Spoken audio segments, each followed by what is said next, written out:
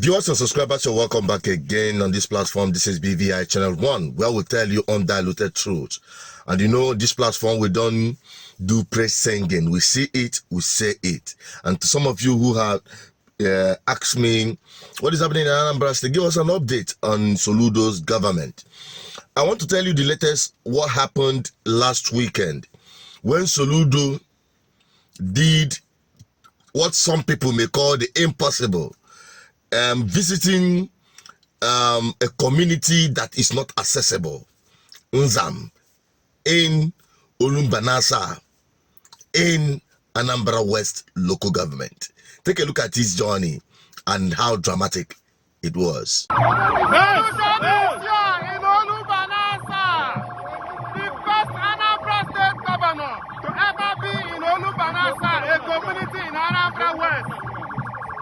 This is historic.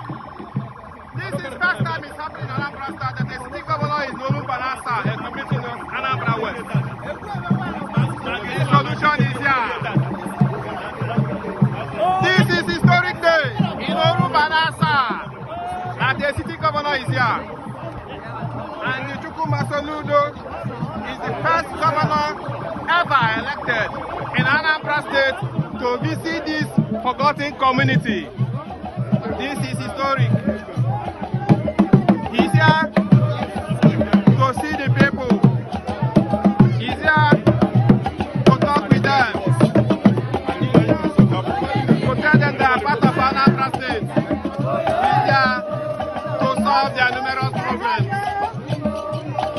Solution is here in Olumbanasa, a community in Anambra West. Next time in history, the city governor is coming.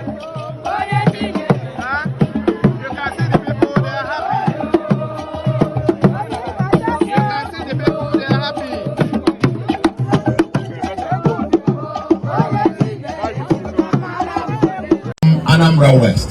We started at Nzam and ended up at Umwezanam in the night. And I kept asking one question. That question I kept asking the person who was, conducting us round, whether there is still any place like this in Anambra. Then I went to Obaru. I just couldn't believe it. Then went to Okoko. Then I went to Okanoff. I couldn't believe that these were still part of Anambra.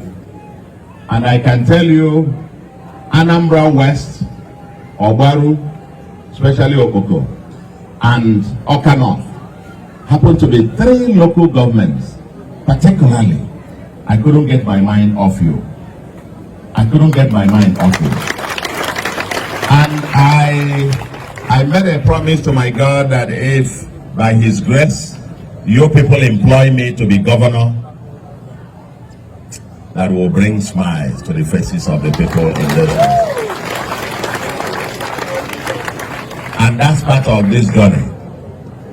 That's part of this journey. I promised Anambra people that if elected governor, either on the day of swearing in or the next day, that I will hit the ground running by going to Okoko. I was sworn in on the 17th of March last year. The next day, 18th of March, I was at Okoko. And we commissioned and started off the road projects there. Now Okoko is going to have not only road projects, but also water scheme, solar light, and the general hospital. That is promise made, promise being kept. That was it. You see, to me, first of all, I must applaud Soludo for that initiative to open up connection to Nzam. In case you don't know, personally, I've had an experience in that community because I wrote my my Voyage in that community, in Nzam Community Secondary School, and I know the hell we went through to drive from Onitsha to Nzam community, that if there is accessible road, it wouldn't take up to 5 minutes to drive from 33 Junction to Nzam. It wouldn't take up to 5 minutes or thereabout, or at most 10 minutes to drive from Onitsha to Nzam. But we spent the entire day from 8 a.m. to about 9 p.m. That was when we got to Unzam through the road. It was a hell of an experience. We decided to drive to Unzam on that very day because we couldn't.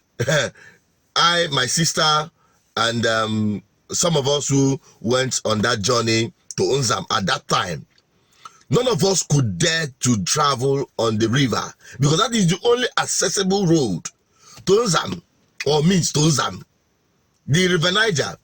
And I braved, after that experience we had, my going to Unzam a couple of times, that period, I had to go through the River Niger. I have to, at this point at Ose and the Marine, in Onitsha, close to Holy Trinity, that is where we bought boats. You know, some of these speed boats and some of these engine boats without any life jacket. Hey, the kind of risk somebody take that time. To be honest with you, many, in fact, everyone on that boat, even up to today, I don't think those who are traveling through that means travel with life jacket on the boat. No, none of them. The risk is just, you are just to yourself. And that's why sometimes you hear the news that a boat capsized somewhere and people die. This is the daily experience of these people all these years of their existence. And thank God, Soludo had decided, I know something was done in the past to give them access road. In fact, that road through Unzam will get you to Abuja in about 3 hours. It can connect you from Anambra to Abuja in just 3 hours, because in that community, in that area, you have the boundary between Kogi State and Anambra State. Direct boundary between Kogi State. Igala people. In fact, there are Igalas that are Anambra. In fact, they are the Unzams are, most of them are speaking Igala as a native language, and they are Anambrarians. I don't want to go into details on that, but I'm trying to tell you that Soludo is about to open up a channel connecting him to the grassroots, and that is a good win for him when it comes to good governance. You know, we are only interested in good governance. We're not interested in hyping. I want the next time I'll be going to Unzam, I'll be able to travel by road myself and bring it to you people so that you will know it is not the more you look, the less you see.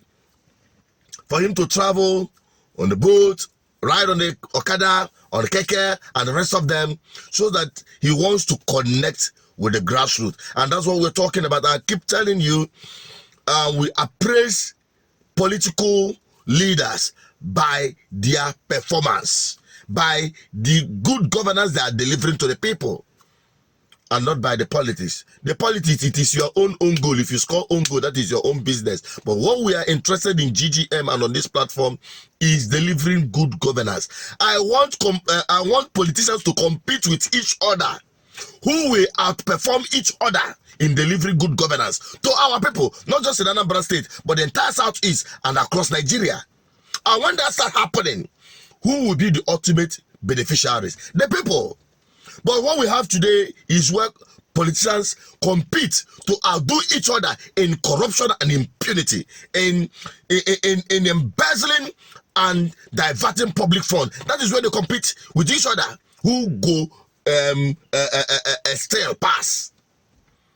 That narrative is what we're changing, and we keep bringing it to you. People are sending me videos from different, even politicians, their media aid are sending us videos so that we can hype on them. No, we only hype, or not even hype, we only speak on things that has direct impact positively towards good governance to the people. And that is what we are here to do. And when we see it, we bring it to you. If there are areas where we need to criticize, we criticize and proffer solutions. So I will appreciate it to see that Soludo provides that road and make it accessible, that people to have accessible road to other parts of Anambra State. Okay, and also make the river travel a wonderful experience, beginning with that marine, beginning with that also, you see that riverline area. Anytime I drive through that place, I see, what I see there is a tourist attraction, something that could be transformed into a very beautiful site. But unfortunately, it is an eyesore. Something that could attract people to come, tourists, holidays, and wonderful place. But it's an eyesore because we lack plans. So I want Soludo to use that opportunity to think towards this direction, to explode that area to become a tourist destination and accrued a lot of income for the Anambra state and provide jobs for our people. What's your take on this, my people? Help me share this video, keep it trending so that the government will know this is what the people want and this is what is also obtainable in our society. I'm signing out. Tamasu Janet Peters. Drop your comment on the comment section. Tell me what you think and help me to share this video to as many people as possible. Bye-bye for now.